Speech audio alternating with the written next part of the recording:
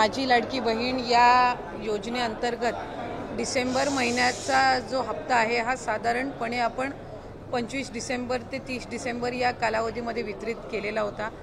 या महिन्याचा जानेवारी महिन्याचा म्हणजे नवीन वर्षाचा पहिला जो लाभ आहे डीबीटी आहे ते 26 जानेवारीच्या आत त्याची सुरुवात ही आम्ही करत आहोत आणि त्या संदर्भातलं जे आर्थिक नियोजन आहे ते सुद्धा अर्थ विभागाकडून आम्हाला महिला व बाल विकास विभागाला प्राप्त झालेला आहे। त्याच्यामुळे लाडक्या बहिणींचा जो जानेवारी महिन्याचा लाभ आहे हा साधारणपणे 26 जानेवारीच्या आत त्याची वितरणाची सुरुवात होईल आणि 3 ते 4 दिवसाच्या त्या कालावधीमध्ये ज्या महिला लाभार्थी आहेत त्यांच्या खात्यावर तो लाभ जमा होईल। मला आपल्या माध्यमातून सर्व लाडक्या बहिणींना आज जानेवारी महिन्याच्या संदर्भातले अनेक माध्यमांकडून सुद्धा विचारलं जात होतं आणि बऱ्याचशा लाभार्थ्यांकडून सुद्धा साधारणपणे तो प्रश्न उपस्थित केला जात होता।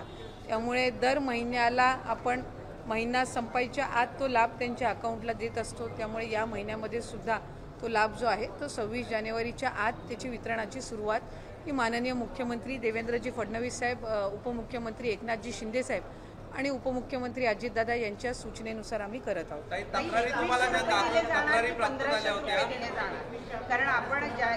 ताई, या संदर्भामध्ये आम्ही आधी सुद्धा बऱ्याचशा वेळेला स्पष्टीकरण दिलेलं आहे।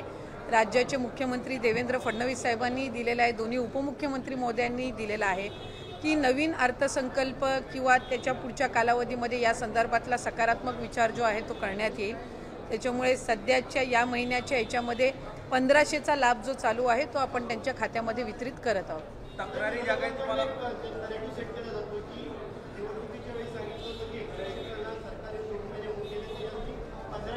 नाही, विरोधकांनी तर सुरुवातीपासून या योजनेवर टीकाच केलेली आहे। त्याच्यामुळे सुरुवातीला तर ते म्हणायचे की 1500 सुद्धा राज्याला कुठंतरी आर्थिकरित्या खपाट्याला नेण्याचं काम हे सरकार करत आहे, महायुतीचं सरकार करत आहे, असे वेगवेगळे त्यांनी आरोप केलेले आहेत। त्यांनी त्यांच्या मॅनिफेस्टोमध्ये सुद्धा 3000 ते करतील अशा पद्धतीचं त्यांनी काही घोषणा त्यावेळेला केलेली होती।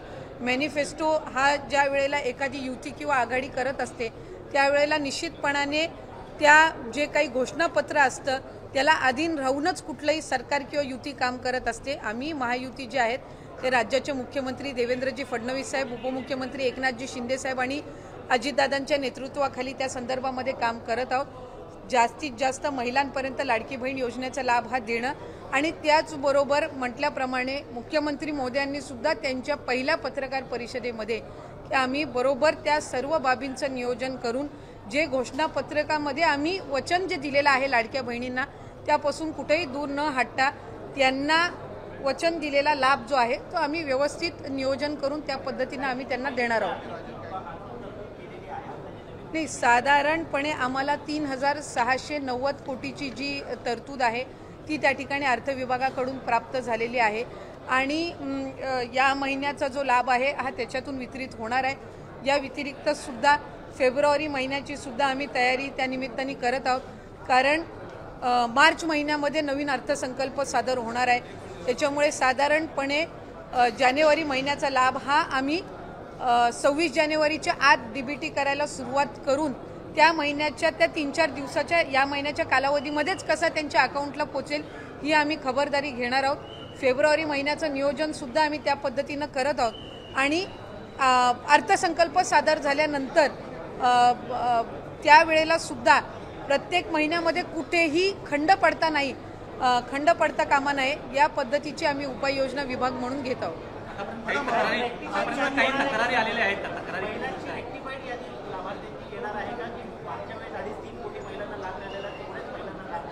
साधारणपणे आमच्याकडे गेल्या डिसेंबर महिन्यामध्ये जो लाभ आपण दिला तो 2,43 का 2,47 सुमारे तितक्या लाडक्या बहिणींपर्यंत तो लाभ पोहोचला होता। काही तक्रारी आमच्याकडे प्राप्त झाल्या, काहींनी स्वतःहून सुद्धा त्यांचा जो लाभ आहे त्यांना उत्पन्नामध्ये वाढ झाली आहे किंवा कुठे ड्युप्लिकेशन झालेलं आहे, त्यांनी दुबार भरलेला आहे किंवा एका योजनेचा लाभ घेतलेला आहे ते त्यांना 2-3 महिन्याच्या कालावधीमध्ये जाणवलेला आहे। कारण बऱ्याचशा वेळेला जो या योजनेचा लाभ आहे तो 3 महिन्याचा एकत्र सुद्धा आम्ही वितरित केलेला आहे दिवाळीच्या पार्श्वभूमीवर। त्याच्यामुळे त्यावेळेला त्यांच्या लक्षात आलेलं आहे। त्यामुळे साधारणपणे जे ड्युप्लिकेशन झालेले आहेत, ज्यांनी वेगवेगळ्या योजनांसहित या योजनेचा लाभ घेतलेला आहे तसे असतील, किंवा 2 वेळा अर्ज भरलेले असतील, किंवा एखाद्या ह्याचा लाभ घेतलेला असेल, तर असे साधारणपणे जे आहेत ते कमी होतील. त्यामुळे फार काही त्याच्यामध्ये लाभार्थ्यांच्या संख्येमध्ये फार काही फरक हा पडणार नाही. स्वइच्छेने आणि अशा काही क्रॉस व्हेरिफिकेशनमध्ये किंवा खालून स्थानिक प्रशासनामधनं ज्या तक्रारी आलेल्या आहेत त्यातून जी काही थोडीफार कमी होतील ते, आणि इतर जी क्रॉस व्हेरिफिकेशन आहे ज्यांचं उत्पन्नाचं आणि इतर दाखले अजून सबमिट झालेले नाही आहेत, हे ग्रॅज्युअली होत राहील. त्यामुळे साधारणपणे या महिन्यामध्ये जो आकडा आहे तो आधीच्याच सारखा राहील. काही 1% जर त्याच्यामध्ये काही फरक झाला तर, म्हणजे जर 1-2 लाखाचा जर फरक झाला तर.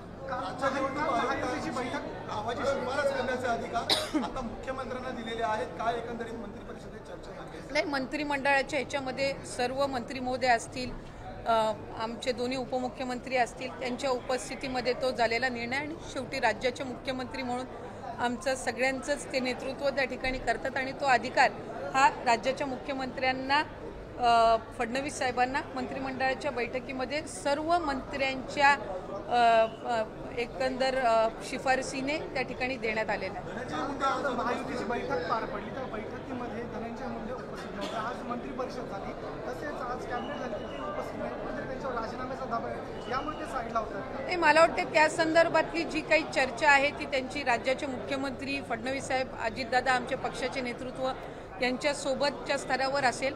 आज काही पूर्वनियोजित कार्यक्रमामुळे ते मंत्रिमंडळाच्या बैठकीमध्ये नव्हते, कारण त्यांनी त्या संदर्भातली जी माहिती आहे ते मुख्यमंत्री महोदयांना आणि दादांना त्या ठिकाणी दिलेली होती, त्याच्यामुळे ते आज नव्हते. आणखीन 1-2 मंत्री काही पूर्वनियोजित कार्यक्रमामुळे येता आले नव्हते, कारण इतर वेळेला आमचा जो कॅबिनेटचा दिवस असतो हा मंगळवारचा असतो. आज काही मंत्र्यांचे त्या ठिकाणी कार्यक्रमही होते, त्यांनी त्या पद्धतीनं मुख्यमंत्र्यांकडनं पूर्व परवानगी घेऊन त्या ठिकाणी मंत्रिमंडळाच्या बैठकीमध्ये नव्हते.